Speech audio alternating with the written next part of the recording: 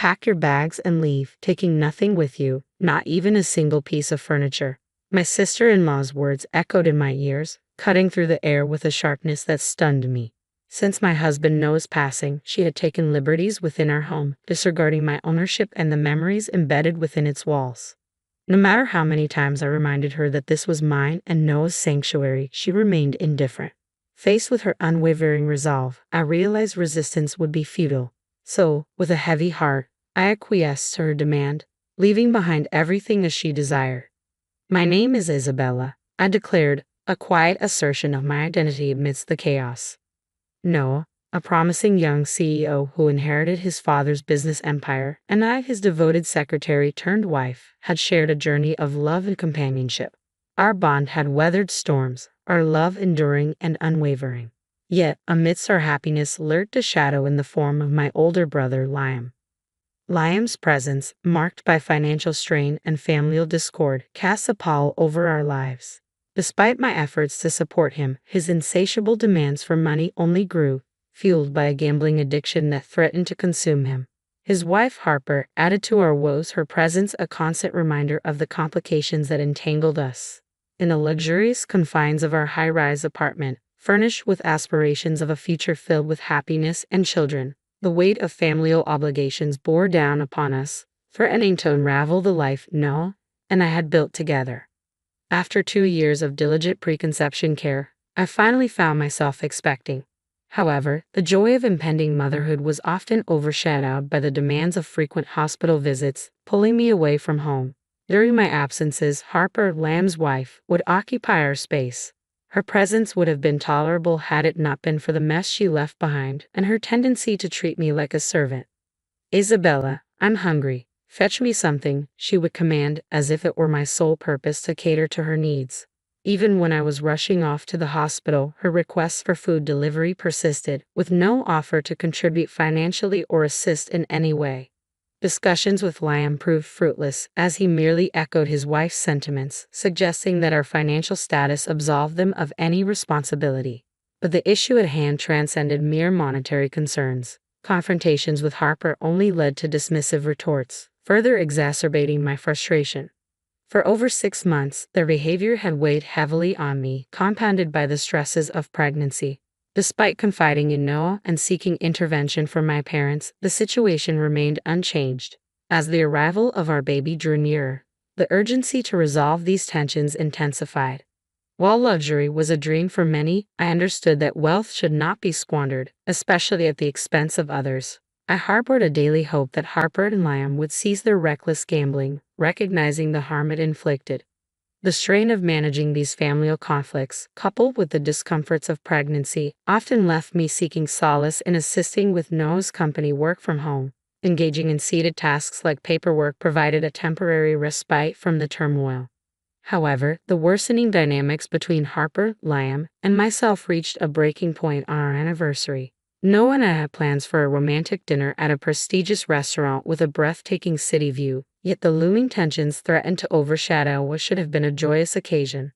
Anticipating our upcoming getaway, I made meticulous preparations. Tomorrow marked the beginning of a 3-day, 2-night retreat at a luxurious hotel, a prospect that filled me with excitement. I indulged in new clothes and a fresh hairstyle, eager to maintain the allure that Noah found in me, even at the age of 35. As always, Harper tagged along, relishing in the indulgence at my expense. Yet her presence didn't dampen my spirits. I meticulously checked our preparations, ensuring nothing was overlooked amidst the flurry of excitement. Despite the whirlwind of tasks, the prospect of our hotel stay buoyed my spirits. However, as the hours passed, Noah's anticipated return home failed to materialize, accompanied by a conspicuous absence of any message. I reassured myself, speculating that perhaps he was engrossed in work matters. But as the silence persisted, a sense of unease crept in. Just as I contemplated reaching out to his office, my phone interrupted the silence, the caller ID displaying an unknown number. Answering hesitantly, I was met with grave news: urgent summons to the hospital. "Is this Mrs. Noah? Please come to the hospital immediately," the voice urged, leaving me reeling with dread. Hastily gathering essentials, I hailed a taxi, each passing moment heavy with apprehension. Upon arrival, I was ushered into the sterile confines of the surgery waiting area.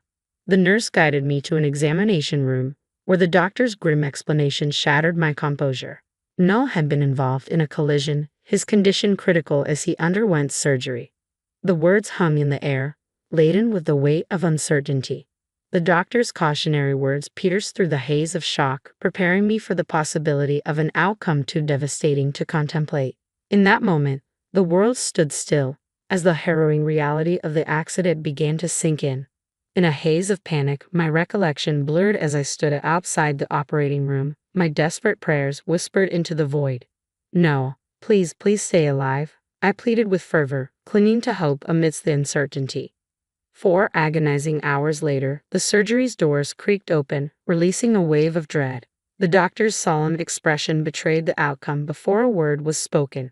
"We did our best. I'm so sorry. No, I didn't make it," came the crushing verdict, sending me spiraling into inconsolable grief.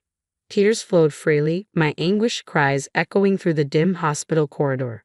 Though a nurse attempted to offer solace, her words barely registered amidst the overwhelming loss. Moments later, my mother-in-law arrived, her own sorrow mirrored in the embrace of my father-in-law.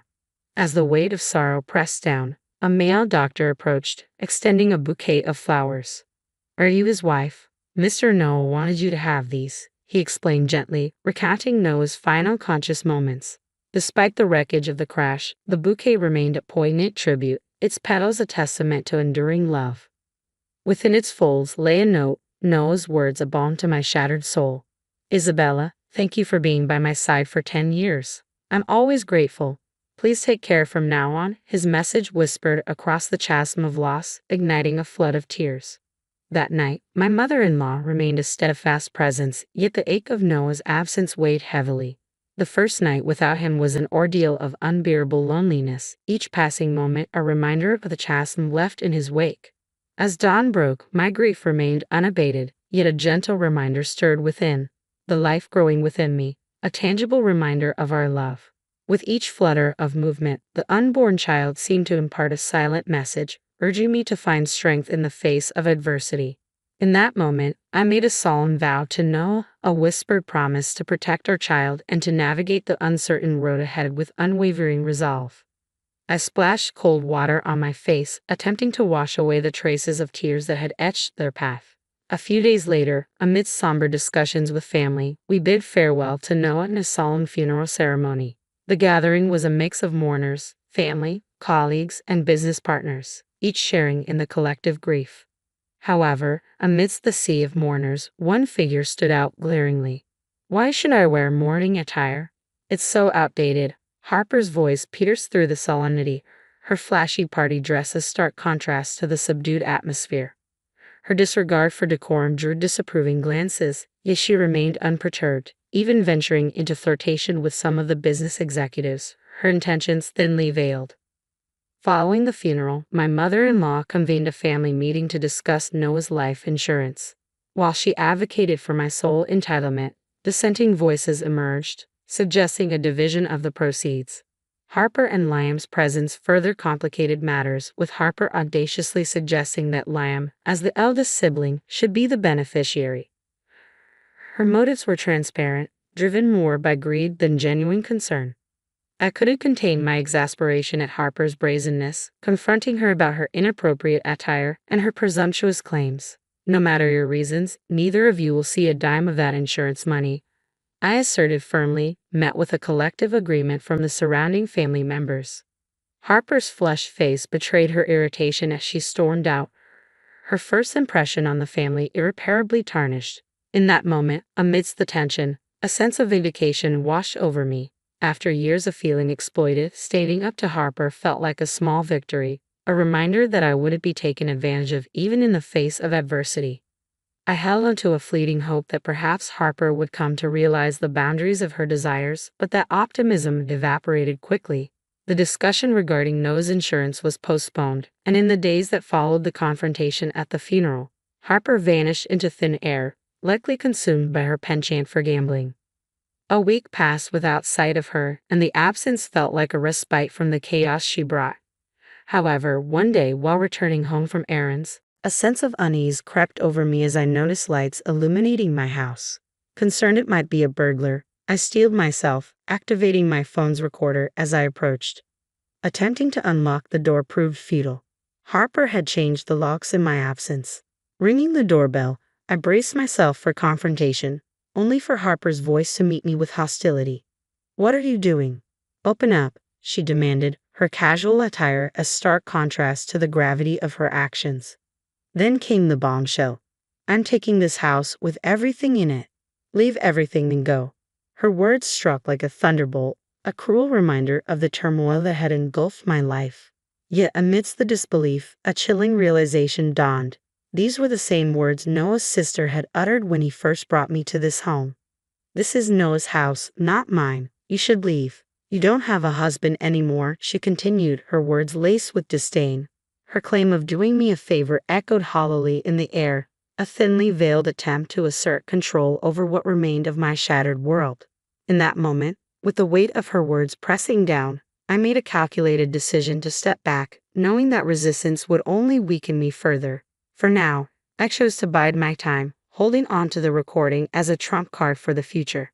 "Fine," I conceded, though the fire of determination burned fiercely within, awaiting its moment to ignite. I uttered a firm goodbye and departed, seeking refuge with my mother-in-law, who graciously welcomed me into her home. Pouring out the tale of Harper's audacious actions, I played the recording, her shock mirroring my own. "This is akin to theft," she declared, her concern palpable. "You could seek compensation for the emotional distress," she added, urging me to seek legal counsel. Following her advice, I contacted both the authorities and a lawyer the next day. The legal expert confirmed the severity of the situation, assuring me of the possibility of obtaining compensation.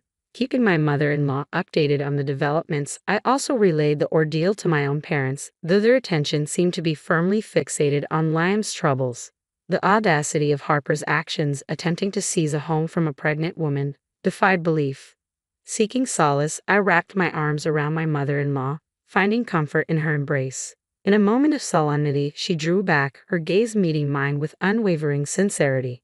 Speaking of the insurance money, she expressed her desire for me to have it, a sentiment echoed by Noah himself.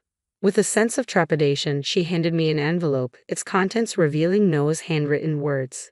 Tears welled in my eyes as I recognized his familiar script, a will penned in preparation for life's uncertainties. As the CEO of a thriving company, Noah had foreseen the unpredictability of existence. The letter left no room for ambiguity. All insurance proceeds and savings were to be allocated to me and our unborn child.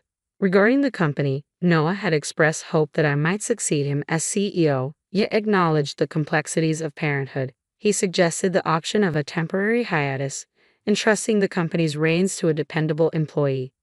I hesitated at the prospect of assuming control of Noah's company, unsure if I possessed the capabilities to fill his formidable shoes. Yet as I immersed myself in the heartfelt words of his letter, I felt his presence enveloping me, his unwavering belief in my abilities stirring a wellspring of emotion. Tears flowed freely as I allowed myself to mourn, finding solace in the comforting embrace of my mother-in-law. Once composure returned, I expressed my agreement regarding the insurance money, though the decision concerning the company required more contemplation. Graciously, she offered me refuge under her roof, a gesture I accepted with heartfelt gratitude. Exhaustion weighed heavily on me, and I succumbed to sleep with surprising ease. The following day, bolstered by my mother-in-law's encouragement, I embarked on a journey of legal proceedings. Armed with the guidance of a lawyer, I navigated the intricate maze of paperwork, finding reassurance in the assurance of due compensation. Sharing the day's events with my mother-in-law, I discovered she had already disseminated the news among our family members. My own parents, disillusioned by Liam's actions, distanced themselves from the ordeal, leaving me with a sense of disappointment. A few days later, a call from the police signaled the culmination of our efforts. Accompanied by law enforcement, I bore witness to the swift hand of justice as Harper and Liam faced the consequences of their actions. Their expressions of shock and fear provided a semblance of closure, though the road to redemption remained uncertain. With their eviction from the rented apartment and the acknowledgement of their wrongdoing, I hoped this ordeal would serve as a wake-up call. Yet their journey towards repentance and restitution had only just begun. Returning to the familiarity of my high-rise apartment, I shared my decision with my mother-in-law, a renewed sense of purpose guiding my resolve. Embracing Noah's legacy as my own, I vowed to honor his memory by continuing his work as CEO. As I gazed upon a photograph of Noah, a sense of belonging washed over me. "I'm home," I whispered, a smile gracing my lips as I embraced the future with renewed determination.